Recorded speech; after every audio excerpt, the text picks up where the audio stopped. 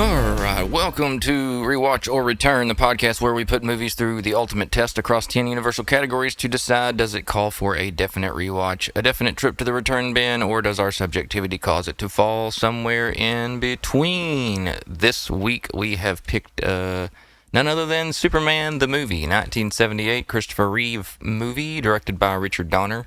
I felt fitting with the new Superman 2025 coming out this weekend. This will be the Monday after the premiere weekend of the new Superman, to go back to the first theatrical version of the character and give it a whirl, see what we think about it. With that said, let's move into fast forward facts. Before CGI, before Brandon Routh, before Dean Cain, before Tom Welling, before the Snyder Cut, before Henry Cavill's jawline that made everybody believe he was absolutely the one and only person that could play Superman, there was one man in tights and one movie that promised us something kind of outrageous, that we'd believe a man could fly. When casting Superman, the producers aimed high. Robert Redford was too expensive, Paul Newman wasn't interested, and yes, at one point, Muhammad Ali was even floated. But in the end, they found their hero in a total unknown, Christopher Reeve.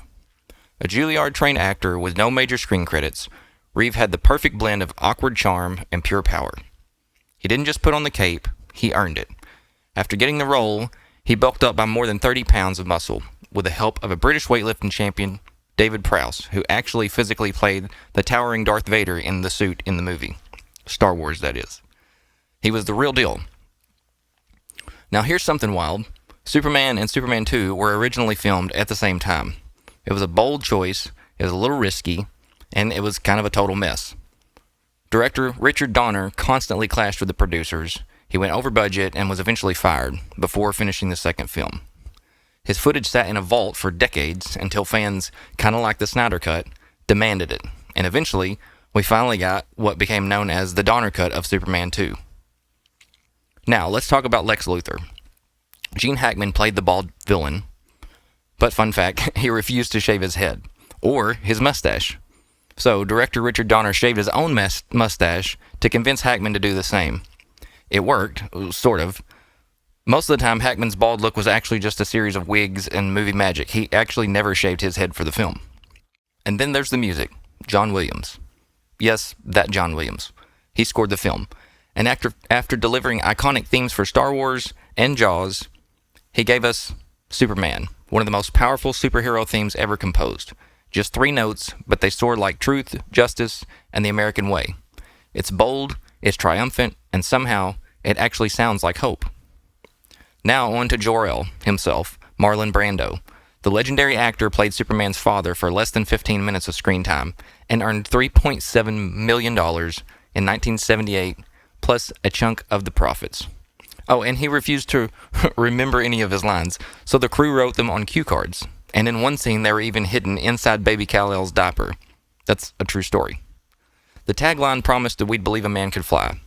And for 1978, the effects were groundbreaking. The team used wire rigs, front projection, and optical composites to create flight sequences that had never been seen before. It wasn't perfect, but it was magical. And then, audiences were stunned. In a way, they really didn't believe it. Superman the movie didn't just launch a franchise. It created the superhero movie formula. Its sincerity, its scale, and its sense of wonder set the tone for every comic book movie that followed. And Christopher Reeve, he wasn't just cast as Superman, he became Superman. And for millions of fans, he still is. Now, let's get into what the critics said. This is where we look at the first 10 top critics' reviews on Rotten Tomatoes. The tomato meter, interestingly, on this, as well as the popcorn meter, both sit at 86%. So there's a pretty uniform opinion on how this film is between fans and critics. The IMDb rating is 7.4 out of 10. And here is what the critics said. Charles Champlin from Los Angeles Times says, Superman is certainly worth seeing once to satisfy that yearning curiosity and to experience the pleasure it does offer. But the hopes that Superman might be the next Star Wars or Close Encounters to be seen again and again are dashed. These are a lot of these, I think, come from a long time ago, and they were just later posted on Rotten Tomatoes. Joseph Gelmis from Newsday says Superman is beautiful people in beautiful settings. It is outrageous and fabulous and fantastic. Superman is fun.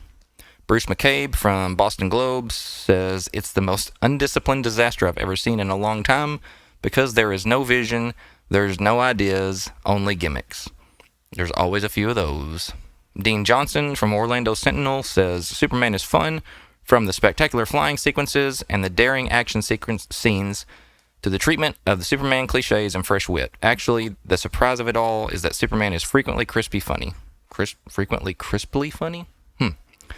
Clyde Gilmore from the Toronto Star says it's on a lower level of sheer pleasure than the up-to-now champion Star Wars. Just the same, Superman is somehow a super show. I can't read, y'all. Superman is a super show. It manages to be both funny and exciting. Gene Siskel says, from the Chicago Tribune at the time, says the film is a delightful mess. Good performances, sloppy editing, cheap non-flying special effects, funny dialogue. In sum, Superman is the kind of picture critics tear apart, but still say, you ought to see it. Susan Stark from the Detroit Free Press says, was it fun? What was fun in the comic books, what is still fun in the comic books 40 years later, is also fun in the movie. The fun is scaled up, to be sure. The fun is spectacular, but it is never snide, never mocking. Alexander Walker from London Evening says Christopher Reeve's Superman impersonation stays just a mocking glint this side of self-parody. They are lucky to have found a fellow who looks as if comic strip artist had held God's hand in his bodywork. David Denby from the New York Magazine says, a rather pleasant, if bewilderingly fragmented, $40 million divertisement. Rex Reed from New York Daily News says, my only worry is that so many talented and creative people have done their job so well that Superman, which is obviously going to drive kids berserk, might convince a few of the unbalanced and particularly fanciful ones that they can honestly fly. All right, that is the top 10 critics from Rotten Tomatoes. And now let's move on to First Time or 50th. Again, kind of like Jaws. This is one of those movies that I don't know how many times I've seen this. It's definitely not one.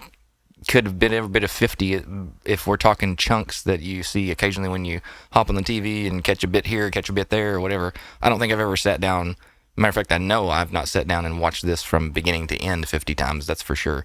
But I've definitely seen it many times over the years. And I would say that most Superman fans growing up, this was the only Superman for a long time.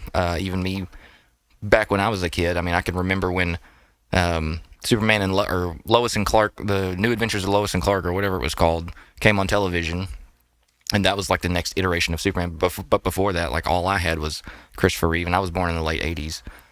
But yeah, I mean, I've seen this movie several times, and now now it's a nostalgic thing for me to want to sit and watch. I still enjoy the movie, to be honest. Next, we will move on to Be Continued. Rolling right through these. Would a sequel work for this film? And if there's a sequel, should there have been? Well, there were 3 sequels. You had Superman 2, Superman 3, and Superman 4, The Quest for Peace. There's a lot of, kind of mentioned earlier, there's a Superman 2 was shot while this was going on. There was some stuff with Richard Donner and the studio and a whole bunch of stuff and the producers, and they weren't getting along. So anyway, he kind of got booted off, and somebody else came in and stepped in and finished the movie, and they put the movie out. But then later on, Richard Donner was brought back in, and they made the Donner cut, and they released the Donner cut. So now you can watch the original theatrical Superman 2, or you can watch the Donner cut of Superman 2. And I would say that the Donner cut is definitely a better film. Superman 3, I believe Superman 3 was the one that had Richard Pryor, and it was all about computer, basically Superman versus a computer kind of thing. It's been so long since I've seen that, I can't hardly remember. Then Superman 4, The Quest for Peace, I believe that's the one where he had like an evil Superman, kind of like an evil version of himself that he was fighting against. But it was my understanding that Christopher Reeve got to the point where he was sort of just doing these movies. If you watch the documentary Super/Man about Christopher Reeve and the story of him getting the Superman role and everything that happened and his accident and all that later on in life. They talk about his wife talks about how he got to a point where he just kind of like really wasn't feeling what they were doing with the character anymore and was kind of doing it just to do it because he was expected to do it and expected to play the role. But I think probably after Superman 1 and 2, I think he kind of sort of lost the real drive to carry out what they were doing story-wise. But I think Superman 2 was probably a good idea. I mean, definitely if they were shot... I would say for sequel-wise, Superman 2, yeah, they probably could have never made Superman 3 and Superman 4, and we would have maybe been better off, but that's a topic for, maybe a larger discussion at another time as far as those other movies. Yes, though, we had 3 sequels. One was pretty solid, especially the Donner cut. The other 2, a lot of people are kind of a take it or leave it kind of thing with those. All right, and before we jump into the final segment, today's episode is brought to you by PrepStartsNow.com, your go-to spot for emergency and outdoor preparedness. If you're anything like me, you'd rather be prepared and not need it than need the essentials and not have them. From 72-hour emergency essentials to camping gear, car emergency essentials, multi-tools, first aid, and even home gardening supplies as you start growing some of your own food, they've got you covered for all of it. And the best part is, as a listener, you can use the promo code REWATCH to get 15% off site-wide, and you'll also be helping out the show as they give us a small reward for your business in the process. Head to PrepStartsNow.com/discount/rewatch. That's PrepStartsNow.com/discount/rewatch. Or simply enter the code REWATCH at checkout and get prepared today. Now, before we jump into the final verdict, let's kind of do a little recap here about the film itself and how it goes and see how, just kind of a rundown of the plot, the overall story, and all that. So, you first get into the movie, you got that famous stylized intro that starts the iconic John Williams Superman theme, and then you are introduced to the planet Krypton, where Jor-El, played by Marlon Brando, is making a case to the leaders, to leadership there, the leadership council, against General Zod and his 2 minions, I guess if you want to call it, for attempting a revolution, and so they're banned to the Phantom Zone. And then Jor-El tries to convince the leadership council that they have to leave Krypton because it's dying and it's going to explode soon and all this stuff. But the council doesn't listen, and they tell him if he tries to tell other people or warn them of anything, cause any chaos, that basically he's going to get put in prison himself. So then, basically, Kal-El, which is young Superman, baby Superman, his parents, Jor-El and Lara, talk about how they found a planet where they can send their son to safety, and how the makeup of the planet and its son will give Kal super abilities and all this, and kind of the story that we know. Then they send him in the pod with the information infused in this crystal that's just before Krypton's destroyed. And it's got all these information from all these other galaxies and all the stuff that Kal needs to know as he grows up. So somehow he ages from a baby to a young boy on his trip in the pod from Krypton to Earth. So he leaves in a baby, and when he gets there, he's like a little boy and not a baby. So the pod arrives on Earth, and Ma and Pa Kent are driving down the road, and they see it land as they're driving down the road. So they see the toddler boy get out of the pod, and they put clothes on him, and while Pa's fixing the tire and the jack falls over, she's like, we can't keep the baby and all this kind of stuff. And then the truck goes to fall over off the jack, and the next thing they know, they look, and the kid's like holding up the end of the truck. He's got it like held up in his hands.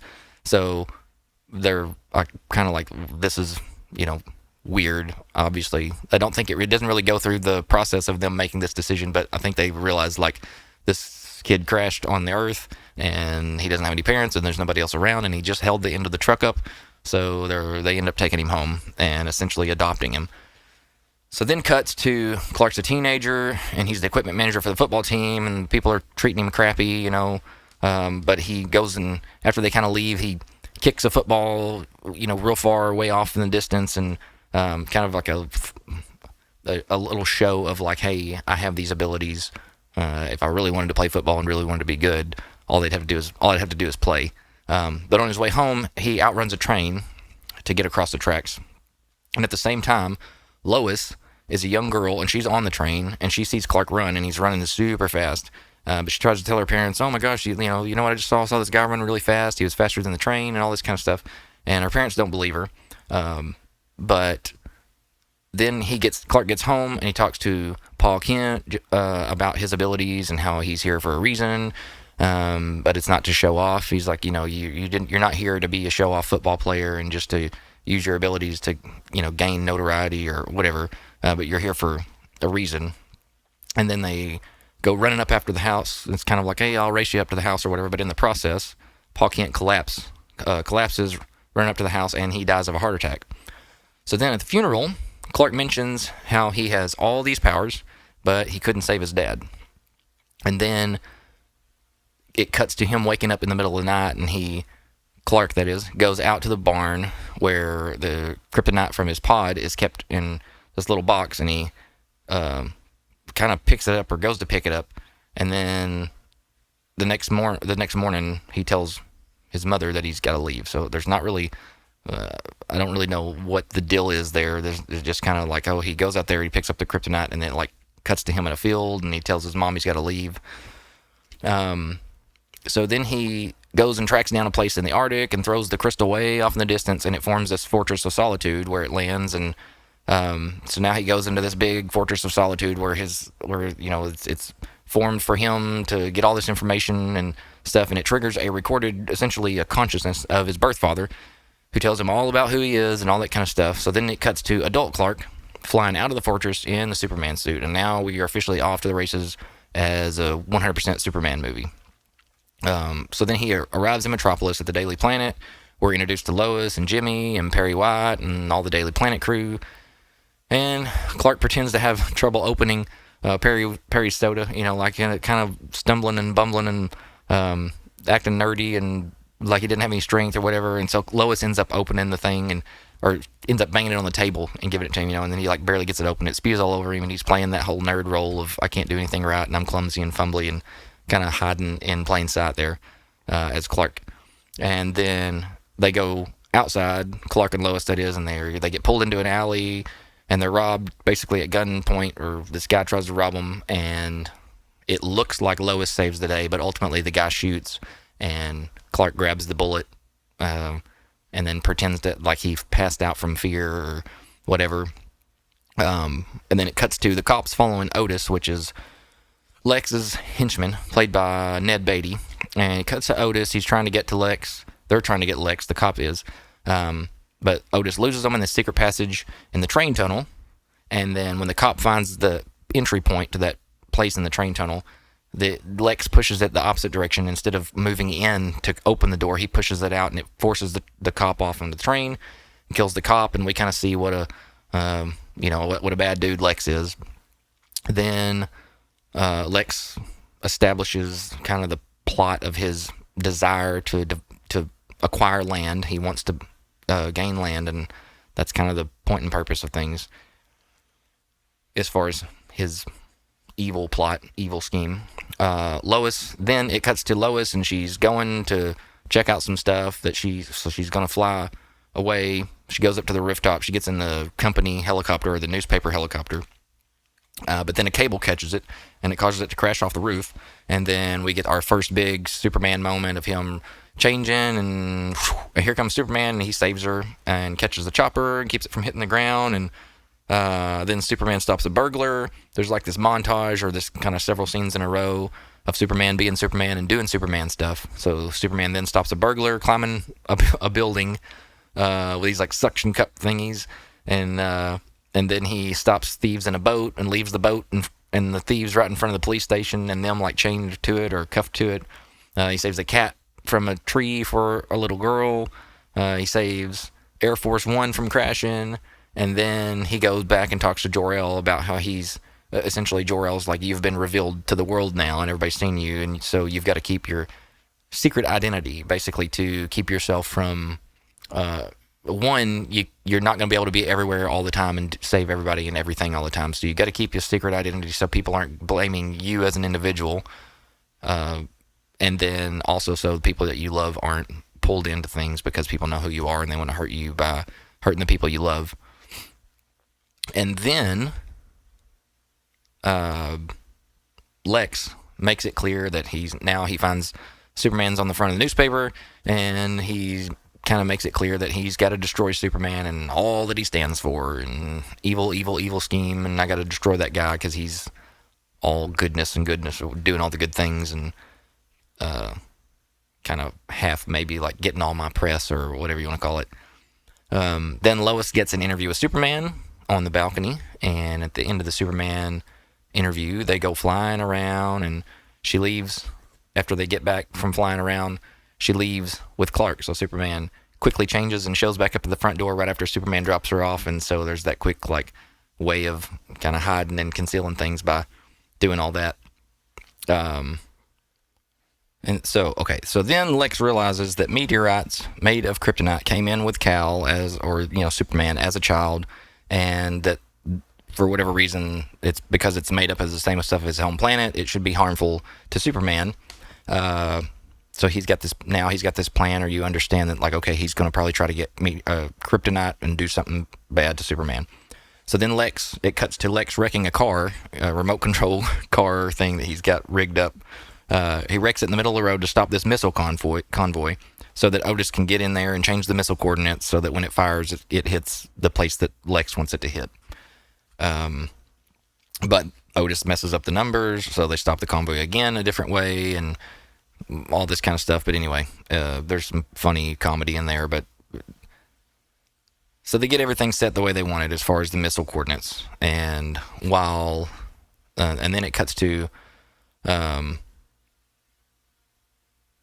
Clark talking to Perry in the office, Perry White, and Lex sends this high frequency sound wave out that like pierces Superman's ears, and basically he's like, this is Lex Luthor, and only you and dogs can hear this frequency or whatever. And he sends it out for a message for Superman that then basically he's like, I'm gonna do this thing, I'm gonna hurt people or whatever if you don't meet with me. So then Superman walks into Lex's trap, but he isn't fazed by anything. There's fire and ice and bullets and all this kind of stuff.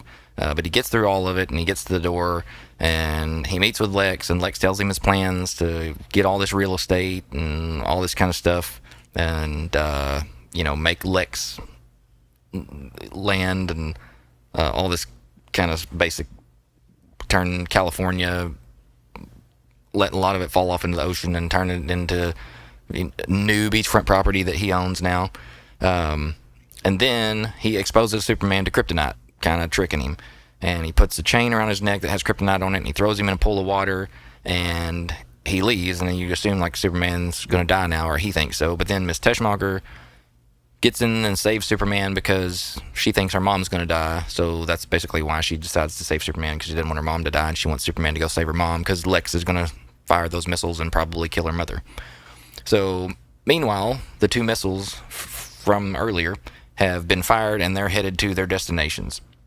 So Superman, once Miss Teschmacher gets him out and he takes off and all that, he goes and catches the first missile, and he throws it off course into space. But then the other missile ends up hitting California before he can get to it, and it causes an earthquake. And while trying to save everyone, he's unable to get to Lois, and Lois ultimately dies in this big avalanche of stones and boulders and all this kind of stuff. So Superman gets to her, and he's super heartbroken and, whatever, and decides that he is going to take off flying in reverse around the Earth, and he's going to go backwards around the Earth so fast that it's going to change the rotation of the Earth to go backwards, and that's going to turn back time somehow until before Lois dies so that he can actually save her. So he goes real fast backwards around the Earth, and he gets time to go backwards and all this, and there it comes back to where Lois is alive, and then he goes real fast the opposite way again and gets the Earth spinning in the proper rotation, and then he goes down, he finds Lois before she dies, and everything's okay as far as that stuff goes, and then he goes and gets Lex, and he gets Otis, and he takes him to maximum security prison, and he drops them off inside the gates, and that is the end of the movie. Now, there's more to it, but I'm not going to, these are just kind of like the basic point by point by point kind of thing, but that's the movie. So now we will get into the final verdict and put the film to the test across 10 categories scored on a scale from 1 to 5. And this scale from 1 to 5 goes like this. 1 is poor, actively bad, annoying, or distracting. 2 is weak, flawed, or inconsistent. 3 is fair, adequate, but nothing special. 4 is good, solid, works well, but not iconic. And excellent would be a 5, meaning outstanding and a strong highlight of the film. So first, we will get into the story and plot. If you were listening through everything that I just said, my opinion on the story and plot is it's just kind of in that fair spot. Nothing special. I mean, there's a part of me that watches this and goes, the whole spinning the earth around backwards thing sort of kind of where it falls apart for me when it comes to like what's fitting. I get this is like a comic character in a comic book movie, whatever, but they've also tried to ground it in some sort of reality, and then the whole spinning, all of that, the physics and everything, none of it makes any sense. So I struggle with the story and plot. I get the evil plot of Lex, that he wants land, but there's still this kind of like, it just seems this elaborate evil plan for a very superficial thing, which is just, I want land so that I can turn it into beachfront property and make more money off of it. Like, for as bad and evil as Lex is, it seems like there ought to be some more underlying or whatever. But for me, because the story's a little on the whack side, and the plot, it's all, I don't know, it just could have been better written. I think they could have written a better story. It could have all been better. But for me, it comes in kind of at fair. Like, I'm not going to put it at, I don't know. Actually, in real time, I think I'm going to put this at 2. I think it is a weak story. So, yeah. I'm going to put this at 2. We're going to get weak, flawed, or inconsistent, because I think that the plot and the story, it really falls apart with the plot and the story. Moving right along to characters and performances. Are the characters memorable and well acted, or forgettable and flat? Well, these are iconic characters. Christopher Reeve is iconic Superman. Margot Kidder is a iconic Lois Lane. Gene Hackman is an iconic Lex Luthor. And then you've got people like Ned Beatty, who plays a hilarious Otis, and even the lady that plays Miss Teschmacher, Jimmy Olsen, who I believe was also Marty's. No, I don't know. I'm not going to get into that. But anyway, the characters are fantastic. They are iconic. These are iconic people, or iconic roles, iconic known depictions of these characters, and their performances are fantastic in the role. I would say Marlon Brando was the biggest name in this movie, and he's kind of the most basic of all of them. But Christopher Reeve is Superman, and kind of always will be Superman. Margot Kidder gave the Lois Lane that everybody kind of looks to now as to what Lois Lane should be on film, and Gene Hackman plays a really good evil Lex, even with the story kind of being a little whack. But yeah, I mean, I give this, because maybe nostalgia or whatever, but I mean, Gene Hackman, Christopher Reeve alone are two, they are the characters. They're known. They're kind of like the go-to thing. Kind of like Jack Nicholson is like the Joker that people look to for all-time Joker, as far as like historic roles that changed things. And these guys' roles changed what people saw and how people saw it, and all of it. So characters and performance, for me, I'm going to give it a 5. Excellent, outstanding, and a strong highlight of the film. Pacing and entertainment value. I think it's pretty solid. So we're holding this to, were you entertained the whole time? Did the movie keep your attention? Does it feel too slow, too rushed, or just right? I mean, I on a rewatch, I watched this and I felt entertained. It kept me in, even with all the dated stuff in it. I was entertained by the people. I was entertained by the dialogue. I was entertained by all that stuff. It did keep my attention. It didn't feel too slow. I was never waiting or wishing it would hurry up or wishing it would slow down or any of that kind of stuff. I mean, it's well paced and all that. So I give pacing and entertainment value a 4 out of 5. Dialogue and quotability would be next. Are there iconic or memorable lines? Do people still quote it? Does the dialogue feel natural or cringy? Well, this is an iconic film, so there are going to be iconic and memorable lines. I think about the part where he swoops in and saves Lois as she's fallen, and he goes, "Don't worry, I got you," and she says, "You've got me. Who's got you?" She's kind of freaking out. Like, that's an iconic scene and a little clip unto itself. I mean, you see that on all kinds of stuff. See it on the beginning of where they show these reels of Warner Brothers movies from history and all that kind of stuff. Then the part where she asks him who he is, and he says, "A friend." That's iconic. There's things that may not be, or you just hearing Gene Hackman yell, "Miss Touchmarker!" But all the silly things that he says to Otis, basically calling him an idiot the whole time. But I'll tell you, one of the funniest parts of this film to me is when Miss Teschmacher is laid out by the car that Lex flips over, and she's pretending that she was the one in the car wreck, even though it was remotely controlled, flipped over. But she's laying there in this low-cut red dress, and she's all made up and done up, and there's nothing wrong with her. She's not hurt at all, but she's laying out by the car like she's really hurt.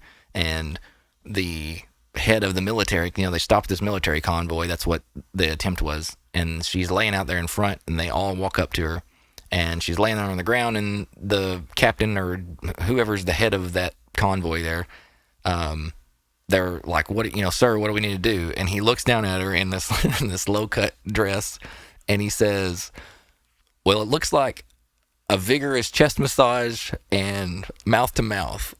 And it's quite a hilarious moment because he's trying to be serious, but like you kind of know what he means. And then one of the guys, one of his guys goes to jump in and like do what he says, and then he like holds him back, and he's like, "No, wait. I'm not going to make anybody else do something I'm not prepared to do myself." And so then he like goes in to do that, and the guys flip around. Anyway, that's a hilarious part of the movie. But I think that there's definitely plenty of quotable lines in the film. The dialogue, there's some really, really funny dialogue in the movie between Lex and Otis for sure. There's some funny, quippy Superman lines that are in it that Christopher Reeve delivers. It's definitely from a dialogue and quotability perspective something that I would give a 4 and say that it's good, it's solid, it works well. Maybe not iconic, but there's some solid stuff in there. And then moving on to soundtrack and score. Does the music enhance the film or date it? Does it elevate the emotional tone of the film or feel out of place? Is it iconic or generic? Well, this is John Williams doing what we know as the Superman's theme. And it's the Superman theme enough to be used in the current Superman 2025, and to bring that in, I mean, it is kind of like the definitive Superman theme. It should, in my opinion, go with all Superman, no matter what iteration, no matter nothing. Just kind of like I think that at the point that I get to it, I'll tell you then, as like I'm going to tell you now, Danny Elfman's Batman theme, to me, is the definitive Batman theme. Even though the Dark Knight stuff is great and all that, it's the definitive Batman theme, just like this John Williams score or just John Williams theme for Superman is the definitive Superman theme for me. I mean, yes, it's 100% iconic. It totally enhances the film. I mean, it brings in that like epic feeling when something big happens or whatever. I mean, like it's got such a like big and hopeful and kind of like iconic feel to like it just creates a moment. Even if there's a moment that maybe wouldn't have been it without it, like the music is able to come in and like create the moment, and that's what's awesome about film scores, and in particular John Williams film scores. He's fantastic. But yes, it elevates the emotional tone of the film. It does not feel out of place at all. It is absolutely iconic. It's not generic in any way. This soundtrack and score, for me, gets a 5 out of 5. Moving right along to cinematography and visual style. Is it visually engaging or stylish, regardless of effects budget or genre? Do the camera work and effects still impress, or do they look dated or clunky? So this is one where there's some like really great parts and then there's some really bad parts. So it's hard for me to like come to a real solid place on this. There's some really good practical stuff, really good practical sets, really good practical action, really good practical shots of people falling off of things, and the way that they do the camera shake and the close-up to where, I mean, there's so much really good stuff. There's so much really good wire work in this. I wish all of the wire work scenes were as good as the best wire work scenes in this, because some of the wire work flying stuff and the way it's lit and the way that Christopher Reeve holds his body, some of it looks really, really good. The only problem is there's some stuff that looks really, really bad. A lot of the rear projection stuff, most of it, like I'm okay with, because I know that that was just the technology of the time. So I'm okay with looking at something and knowing it's rear projection, as long as it was, as the footage that they shot for the rear projection was solid footage. And in many cases in this movie it was, but then there's some cases where the rear projection footage is like too shaky. So where you'll see Superman there, stationary, with the rear projection in front of him, and the rear projection is like shaky while Superman's not, and that throws you off and throws you out of things. So like I said, there's some really good stuff, and then there's some really bad stuff. So for me scoring this, I generally try to stick away from the decimals here, but I don't want to go so far down as to say it's a 3 for the time, considering the time that all this was made, considering how great some of the practical stuff is and how great some of the shots are in the movie against the bad stuff. I'm going to rate this at a 3.5 out of 5. So between fair and between fair and good. So like fair would be adequate but nothing special, and then good would be solid, works well but not iconic. It's going to kind of be right there in the middle of like some of it works really well and some of it's nothing special. It's kind of like some of it might even drop below fair. But for the time and what they had and what they had to work with, I mean, at the time when people watched this, this is kind of like Star Wars. People watch Star Wars and like, whoa. It was the same with this. People watched this and they were like, "You'll believe a man can fly" was the tagline, and people felt that way. Although they knew in their head that wasn't true, but they felt that way. I mean, it made you feel at the time like, obviously I wasn't alive in 78, but even as a kid watching this, I mean, it was Superman doing Superman stuff, and I believed it. And so yeah, I'm going to give this one a 3.5 out of 5 for cinematography and visual style. Then we've got originality and creativity. Does the film feel fresh and inspired, or like something you've seen 100 times? Was the film groundbreaking or formulaic? Does it bring something unique? Well, this was like the first superhero movie of its kind. It was the first one that took things seriously, took itself seriously, no matter what.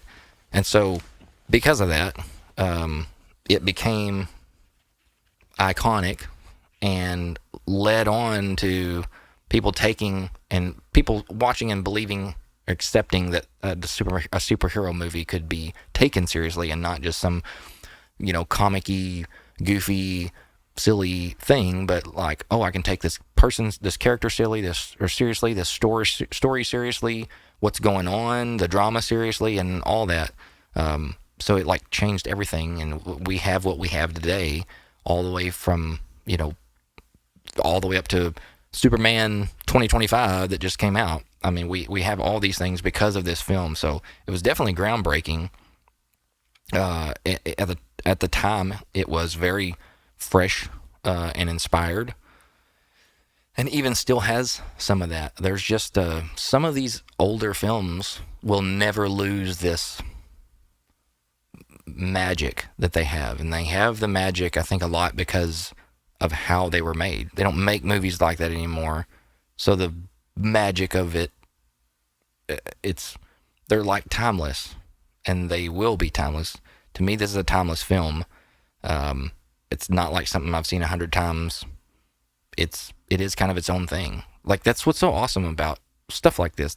Batman 89 was 11 years later, but still, like, it has this thing where I can go back and watch that, and it's an 89 movie with 89 effects and all that kind of stuff, but it's like, it still holds up, and I still love to watch it, and it still does something to me and makes me feel and makes me, like, love these characters. And so, yeah, I mean, it was groundbreaking. It's definitely not formulaic, definitely not for its time, and it brings something unique and new, especially in its own time. But you can go back and watch that now, and you can, like, still have an appreciation for it. People go watch it.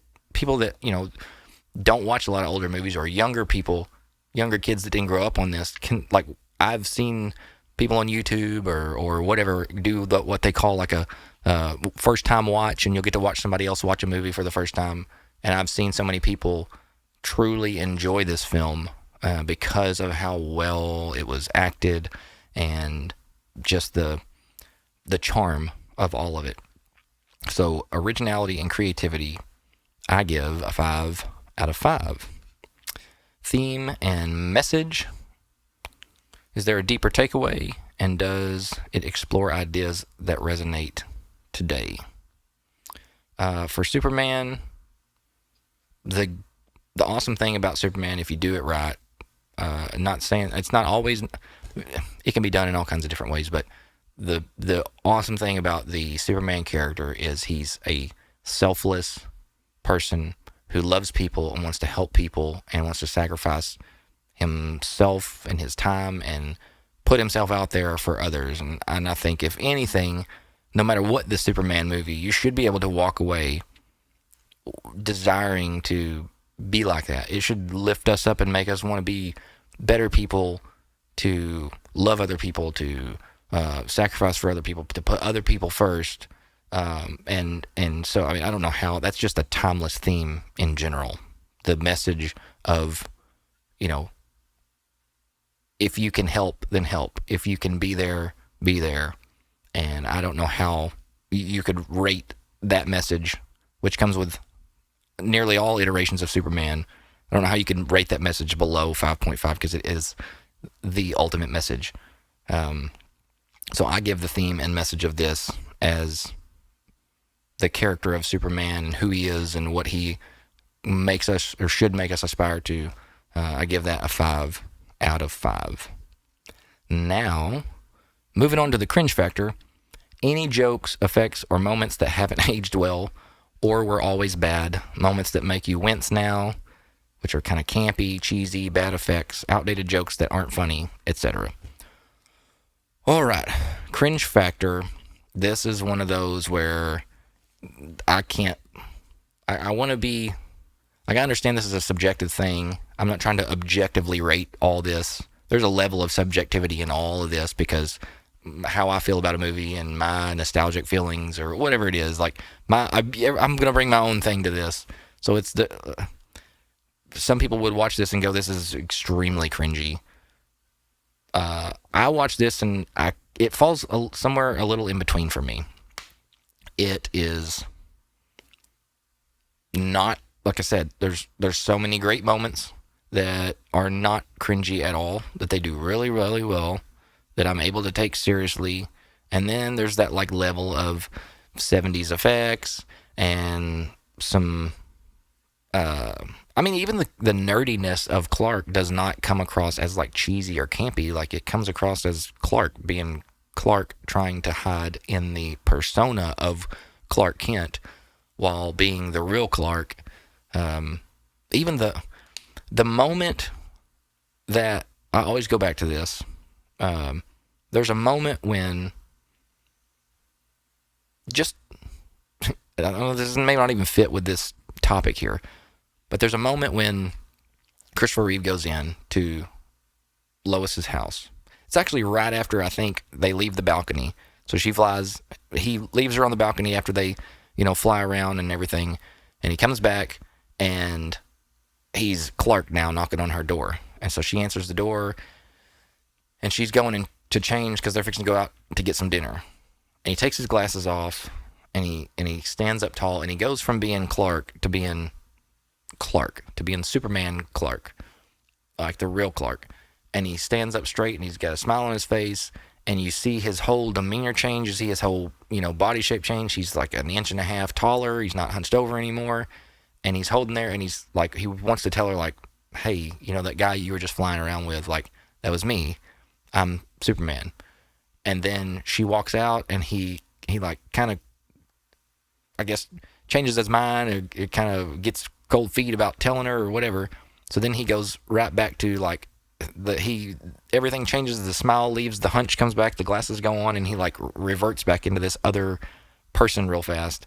And to see him, that's what like the acting is. There really is some great acting by Christopher Reeve in this, to be able to go from nerdy Clark, which is a disguise, to Superman Clark, who is basically Superman but without his suit, the confidence of that guy, to then shrink back into the nerdy Clark that is a disguise, is so awesome. And why I can take that in one hand and then think of like the flying scene before that, while it may be romantic to some or whatever, the flying scene before that is like really, in my opinion, like cringy. The way they shot it, it doesn't make sense. He's flying and he's got his arm kind of bent and his fist kind of into his chest, and so all she's doing is holding on to his arm. He's not holding her around the waist or keeping her kind of flat up with him. He's just got his arm out and she's holding onto his arm, and in somehow she's not basically dangling down as he flies, but she's flying with her body laid out flat even with his. I was like, none of it makes sense at all, like how that whole thing works. And then he kind of holds his hand way out and he's just barely gripping her fingers, and she's still flying basically exactly like he's flying instead of dangling from his fingers. So there's like, some of that stuff is like really cringy to me, but on the other hand, you have like these really solid moments of acting that I love, and I can like hold those in both hands, and in doing so, the cringe factor for me is coming in at a 3. Just kind of fair, adequately not cringy, but nothing special. It's got its cringe moments, but it's got its great moments. It's somewhere in the between. So I'm going to give it a 3 out of 5 on the cringe factor. From that, moving on to nostalgia and rewatchability. Does it hold up to your memory of it?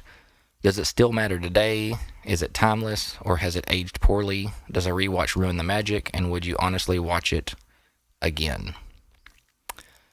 Does it hold up to your memory of it? Yes. This movie is always this movie. I've seen it a lot growing up, and it's not changed. I don't watch newer movies and with better effects and all that stuff and then go back and watch this and go, this really is a terrible movie. I go back and I can enjoy the movie for what it is. So in that way, it does still hold up. Now, the effects and stuff don't hold up. Some of them do, some of them don't, which is, again, a testament to what they were at least able to do by making some of it really great. But it does hold up to my memory of it growing up as a kid.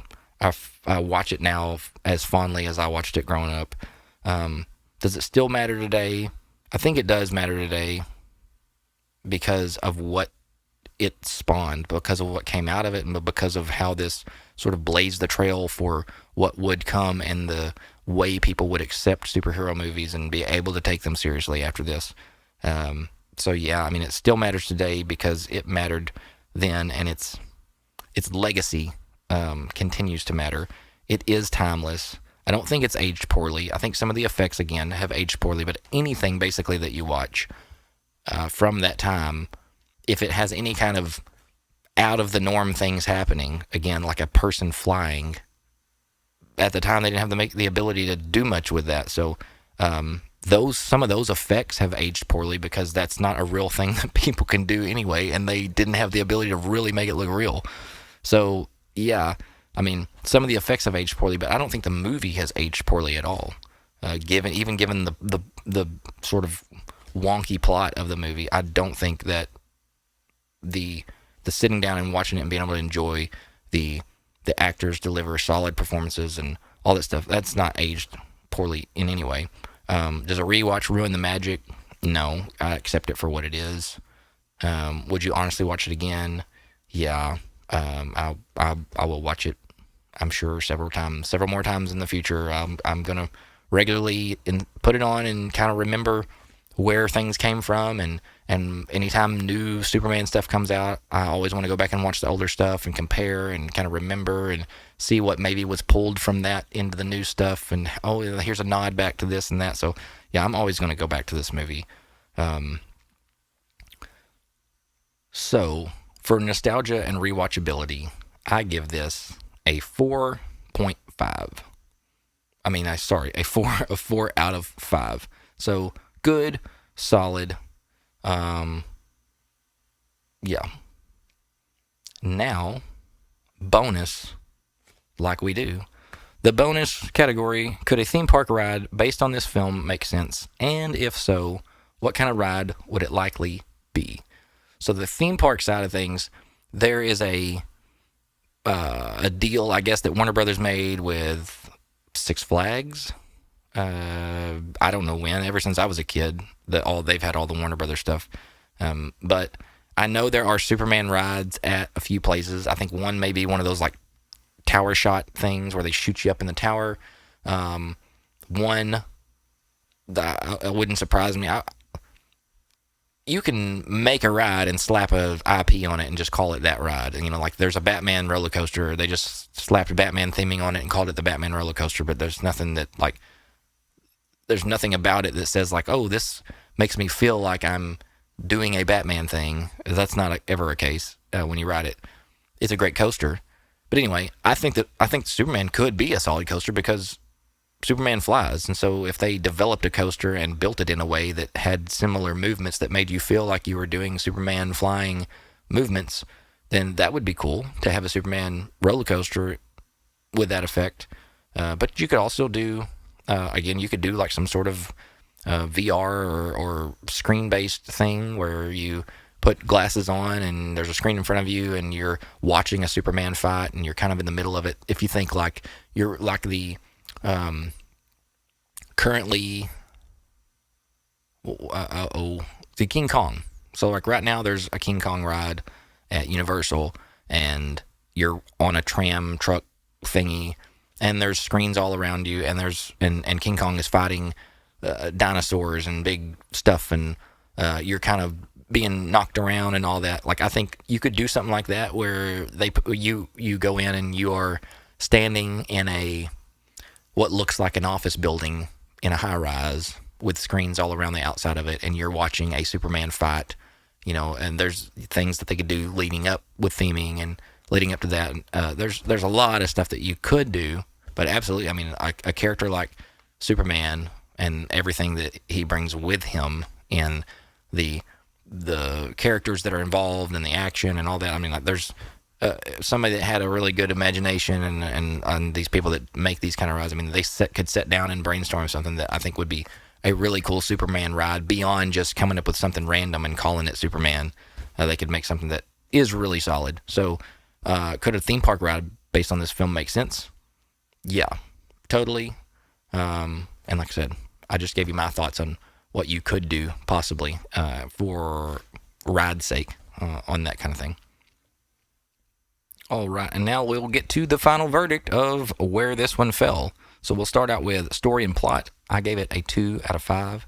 Characters and performances, I gave it a 5 out of 5.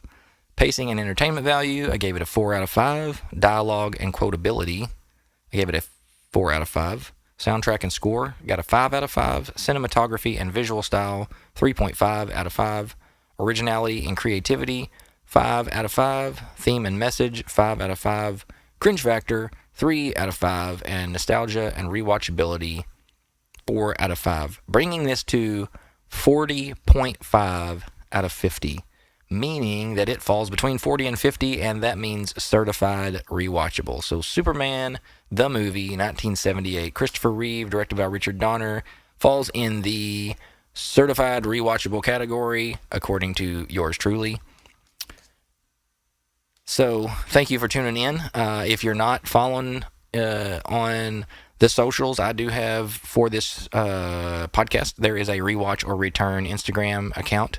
If you would like to keep up on YouTube, if you're watching here, you can subscribe to the channel. And if you are listening on the podcast audio on one of the podcast platforms, then go ahead and follow the podcast there and make sure you stay updated on when new episodes coming out. That is all for Superman the movie 1978, episode 3 of Rewatch or Return, and we will see you next week.